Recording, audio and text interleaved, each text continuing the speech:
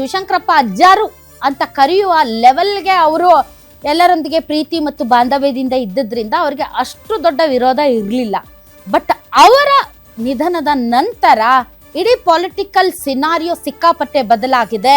ಯಾಕೆ ಅಂತಂದ್ರೆ ಒಂದು ಕಾಲದಲ್ಲಿ ಯಡಿಯೂರಪ್ಪನವರೇ ಶಾಮನೂರು ಶಿವಶಂಕರಪ್ಪನವರ ವಿರುದ್ಧ ಅಲ್ಲಿ ಪ್ರಚಾರಕ್ಕೆ ಬರ್ತಾ ಇರಲಿಲ್ಲ. ಅಷ್ಟರ ಮಟ್ಟಿಗೆ ಆ ಒಂದು ಬಹಿರಂಗವಾಗಿ ಒಪ್ಪಿಕೊಳ್ಳದೇ ಇರುವಂತಹ ಬಾಂಧವ್ಯ ಅವರಲ್ಲಿ ಒಳಗೊಳಗೆ ಇತ್ತು ಅಂತ.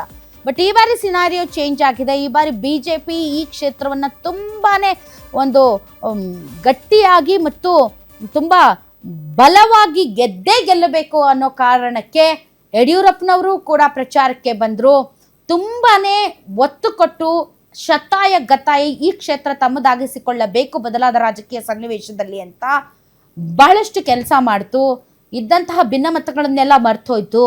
ಒಗ್ಗಟ್ಟಾಗಿ ಒಟ್ಟಿಗೆ ಈ ಚುನಾವಣೆಯನ್ನ ಬಿಜೆಪಿ ಫೇಸ್ ಮಾಡಿದ್ದರಿಂದ ಅಲ್ಲಿನ ಫಲಿತಾಂಶ ಏನಾಗಬಹುದು ಅಂತ ಹೇಳೋದಕ್ಕೆ ಸಿಕ್ಕಾಪಟ್ಟೆ ಕಷ್ಟ ಆಗ್ತಾ ಇದೆ.